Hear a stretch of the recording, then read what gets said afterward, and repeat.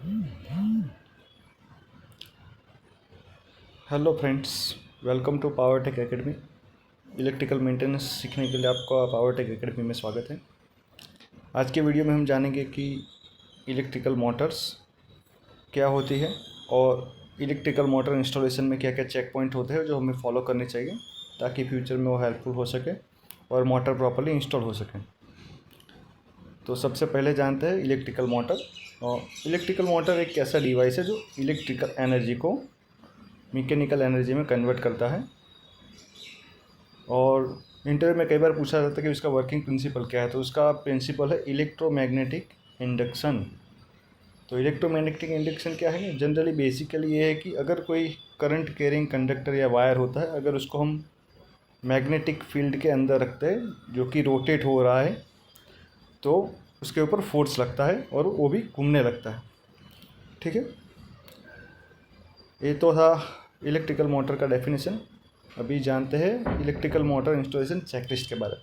ये क्यों इम्पोर्टेंट है? कई बार मोटर इंडस्ट्री में इंस्टॉल होता है, वो कई जगह पे यूज़ होता है, जैसे कि fans, cooling towers, motor pumps में है, कंप्रेसर पे है, कन्वेयर बेल्ट्स में है और बहुत सारी एप्लीकेशन पे मोटर इंस्टॉल होता है। टेक्नीशियन को बोला जाता है कि जाओ भाई तुम जाके चेक करो कि प्रॉपर इंस्टॉल हुआ है कि नहीं। अगर उसके पास कुछ चेकलिस्ट वगैरह डिटेल रहती नहीं है, वो जाके कुछ बेसिक डिटेल्स चेक करता है, जैसे कि कनेक्शन चेक किए, प्रॉपरली इंस्टॉल हुआ है नहीं चेक किया। फिर बाद में कई बार डिटेल कुछ रिक्वायरमेंट रहती है, प्रॉब्लम आता है तो बोला जाता है कि ये तो भाई मैंने चेक ही किया नहीं, मुझे पता भी नहीं। तो आइए जानते हैं कि कौन कौन से चेकलिस्ट है, उसको कैसे फॉलो कर सकते हैं।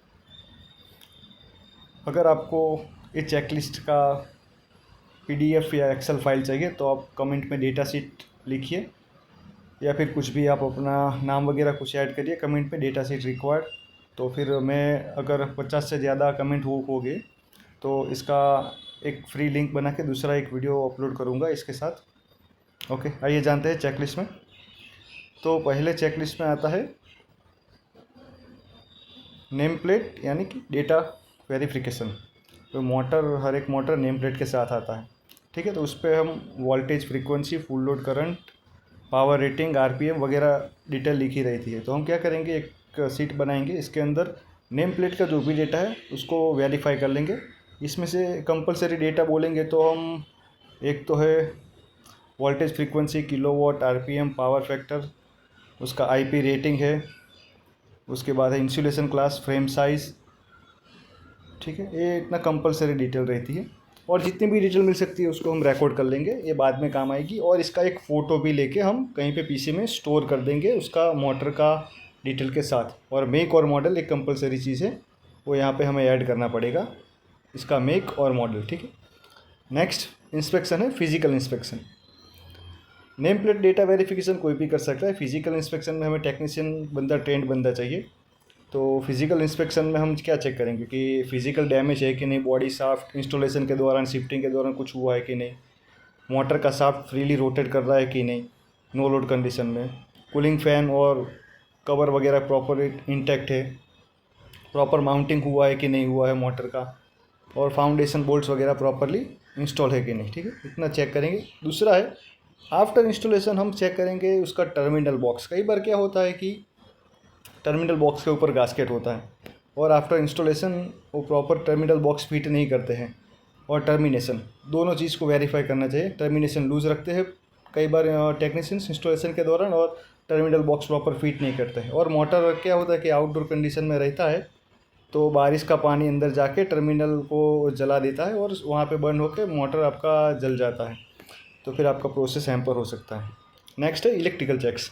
इलेक्ट्रिकल चेक्स में हम मेगर से उसका बॉडी शॉर्टिंग वगैरह चेक करेंगे कि प्रॉपर वैल्यू दे रहा है कि नहीं, उसका भी वैल्यू हम सीट में रिकॉर्ड करेंगे।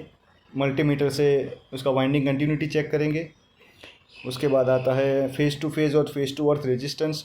जितना भी रेजिस्टेंस ओमेगा का वैल्यू मिलता है हमें, वो रिकॉर्ड करके एक सीट में रखेंगे। और star delta connection as per design verify करेंगे। उसका केबल का साइज़ जो इंस्टॉल करना था वो है कि नहीं, वो भी वेरीफाई करके रिकॉर्ड करेंगे। अभी आइए देखते हैं इसमें फेस टू फेस अर्थ वगैरह कब काम आता है, कि जब हमारा, वो बाद में हम एंड में चेक करेंगे, वीडियो के एंड में हम जानेंगे कुछ चीज़ें कब काम आती हैं। नेक्स्ट है मैकेनिकल चेक पॉइंट्स। मैकेनिकल में इतने कुछ ज़्यादा पॉइंट नहीं है, तो कब तो इसका पुली अलाइनमेंट वगैरह चेक करेंगे, बेरिंग कंडीशन चेक करेंगे प्रॉपर नहीं, कई बार लुब्रिकेशन ऐड करना पड़ता है गियर्स वगैरह में, तो प्रॉपर है कि नहीं, प्रॉपरली अलाइनमेंट है कि नहीं। ठीक है, मैकेनिकल चेक पॉइंट में इतना कुछ चेक पॉइंट्स है नहीं, लेकिन ये भी इंपॉर्टेंट है क्योंकि इसके ऊपर डायरेक्ट मोटर के ऑपरेशन के ऊपर इसका डायरेक्टली इम्पेक्ट आता है। नेक्स्ट है एनवायरमेंटल कंसिडरेशन, कि अगर कुछ गर्म कंडीशन में एनवायरमेंट में मोटर है तो उसका प्रॉपर कूलिंग वगैरह का एयर फ्लो होना चाहिए, उसको प्रॉपर एरिया में रखना चाहिए। मोटर के टर्मिनल के ऊपर डायरेक्टली पानी का कुछ डस्ट ड्रॉप वगैरह आ नहीं रहा है, वो भी चेक करना चाहिए। तो अगर लीकेज वगैरह जॉइंट वगैरह कोई लाइन जा रही है तो उसका मोटर के टर्मिनल के नियर बाय नहीं होना चाहिए। और आईपी रेटिंग एरिया के हिसाब से प्रॉपरली है कि नहीं, अगर पानी का लाइन वहाँ से ऊपर नीचे से जा रहा है, प्रॉपर आईपी रेटिंग का मोटर नहीं है तो आपका मोटर जल सकता है। और प्रॉपर कैसे इंस्टॉल किया हुआ है, कई बार क्या होता है टर्मिनल बॉक्स साइड में होता है, प्रॉपर पानी का लाइन ऊपर से जाएगा तो क्या होगा, इस हम देखते हैं ये तो टर्मिनल बॉक्स रहेगा, इधर मोटर रहेगा, पानी का लाइन यहाँ से कहीं से जा रहा है तो फिर वो पानी का लाइन लेकर ड्रिप करेगा वाटर, तो टर्मिनल में जाके शॉर्ट कर सकता है। तो ये भी एक चीज़ हमें ध्यान रखनी चाहिए। नेक्स्ट है प्रोटेक्टिव डिवाइस, ओवरलोड रिले का सेटिंग हम मेजर करेंगे ताकि किसी ने चेंज किया तो फ्यूचर में हम रेफरेंस की मदद से चेक कर सके। और ये भी काम आता है जब हमारा रिवाइंडिंग मोटर होके आता है, तब ये पहले इतना था अभी इतना हो रहा है। एमपीसीबी है तो उसका भी सेटिंग हम चेक करेंगे। अर्थ लीकेज प्रोटेक्शन अगर कुछ हमने सब कुछ रखा है तो उसका भी वैल्यू और वगैरह हम चेक करके उसको रिकॉर्ड कर देंगे कि क्या है और कहाँ पे रखा है। नेक्स्ट है डॉक्यूमेंटेशन प्रॉपर क्यों रखना चाहिए। जो फर्स्ट सिनारियो है कि when comparing details when rewinding done for the motor, motor कई बार रिवाइंडिंग होता है तो एक तो पहले काम आएगा ओवरलोड रिले का सेटिंग। ठीक है, कौन सा, एक ओवरलोड रिले का सेटिंग, दूसरा है आप चेक करोगे कि